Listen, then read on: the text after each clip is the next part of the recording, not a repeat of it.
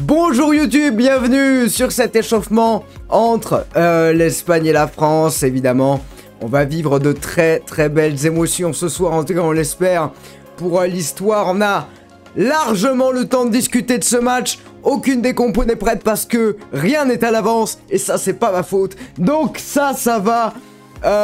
J'ai bien bossé également sur l'équipe d'Espagne, j'ai des fiches absolument exceptionnelles. Enfin bref, on va passer un super moment ensemble. J'aurais besoin d'eau, j'ai des petites cacahuètes également pour passer le meilleur des moments. Mesdames et messieurs, bienvenue. C'est la finale de la Ligue des Nations féminine. Et c'est fantastique. Attendez, je dois gérer quelques petits trucs pour vous YouTube, ça va être extrêmement rapide. Composition d'équipe, je la découvre avec vous, elle vient de tomber.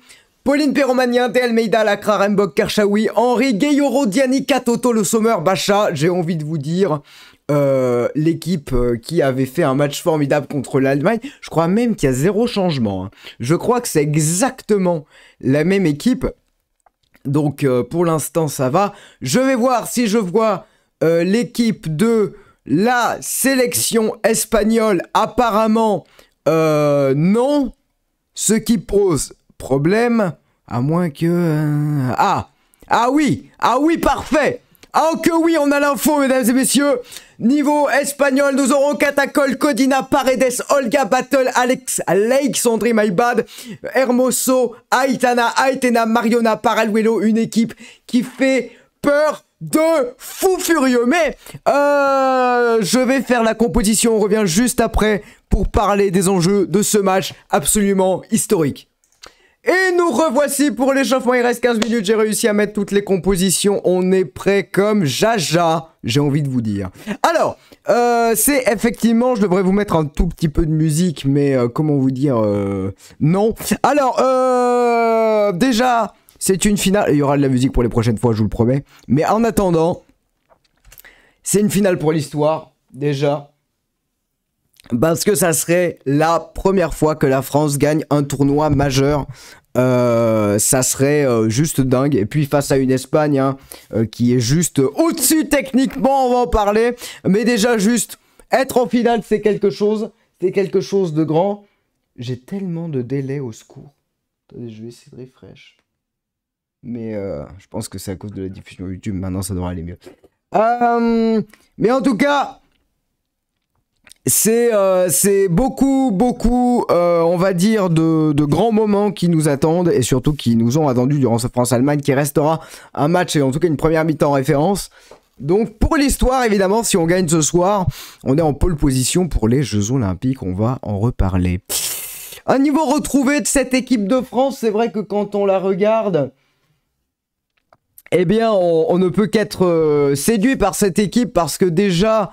face à l'Allemagne, on a retrouvé le jeu rapide de transition avec en première mi-temps où je crois qu'on a 80% de passes réussies. Ça paraît juste une statistique comme ça, mais c'est beaucoup plus que ce qui n'y paraît. 80%, c'est important, c'est un seuil que les grandes équipes ont en général. Deuxième mi-temps, ça s'est effondré pour arriver finalement à 74%. Donc on peut imaginer facilement qu'on avait une moyenne en deuxième mi-temps entre 65 et 70 avec beaucoup de pertes de balles. Enfin bref, c'est cata quoi. Mais en tout cas, le niveau est là, l'envie, l'abnégation est là. Il n'y a aucun doute, on a vu notamment Eugénie Le Sommer survoler son côté gauche, Diani en pleine forme, enfin on espère la même chose ce soir. Évidemment, et côté espagnol, oui, qu'il y a des joueuses en forme, hein, j'ai tous les noms là, donc on peut vous parler par exemple de Leia Alexandri, on peut vous parler d'Ona Battle, on peut vous parler également surtout de Atenea del Castillo. Et Caldente, enfin des attaquantes absolument formidables, enfin cette équipe d'Espagne qui fait extrêmement peur, on va en parler. En tout cas, côté français, le niveau est retrouvé, notamment Pauline Perromagnin. Et ça, j'espère qu'elle aura le même niveau ce soir que il y a quelques jours, parce qu'elle avait vraiment été dans les airs, impériale, c'était important pour nous. Voilà, je regarde un peu, bon, en termes de timing, on est large de fou, mais quand même. Est-ce que cette Espagne est une équipe imbattable? Sur le papier, on pourrait se dire que oui, elles sont championnes du monde en titre. Elles ont mis, je me demande si c'était pas un 16-5-1 à la Suisse. je pense. La seule équipe qui les a battus en 2023, c'est l'Italie. Le 1er décembre avec un score de 3-2. Sachant que l'Italie féminine n'est pas, on va dire, dans l'élite de l'élite, plutôt une équipe en pleine construction. Donc l'Espagne a perdu 3-2 face à l'Italie en Ligue des Nations. Et c'était l'un des, on va pas dire l'un des premiers matchs, mais c'est le match intermédiaire de cette compétition. Donc elle n'est pas imbattable, cette Espagne, elle prend des buts. Pour le coup, par contre, faut pas en prendre, quoi. C'est-à-dire que face à l'Espagne, il vaut mieux marquer en premier, quitte à ce qu'ensuite à mettre la pression, mais perdre 1-0 contre l'Espagne chez elle, parce que ça aussi à Séville, hein, ça risque d'être extrêmement compliqué. Donc on va bien voir comment ça se passe. Oui, je mettrai de la musique la prochaine fois. Bonjour à toutes et à tous. Évidemment, si vous suivez cet événement sur la chaîne, cobaye. Et oui. Pour ça qu'après je mettais le live YouTube. Bon, après rien ne m'empêche de le remettre, mais pour l'instant je préfère privilégier la fluidité du live. Ok, bon, alors du coup cette Espagne elle n'est pas imbattable. Elles ont une nouvelle coach, Montserrat Tomé, donc qui est la première femme qui entraîne l'équipe d'Espagne, hein, si je ne me trompe pas, selon les sources évidemment, et qui a pris la place après la Coupe du Monde espagnol, et donc c'est une continuité. Bon, on a quand même un effectif qui fait peur, hein, quelques noms comme ça. Catacol en tant que gardienne qui est là ce soir. Nous avons évidemment un milieu de terrain absolument atroce, comme disent les jeunes. Nous avons Alexia Putellas, un ballon d'or il y a 2 ans maintenant. Bonmati, ballon d'or de cette année, c'est vous dire.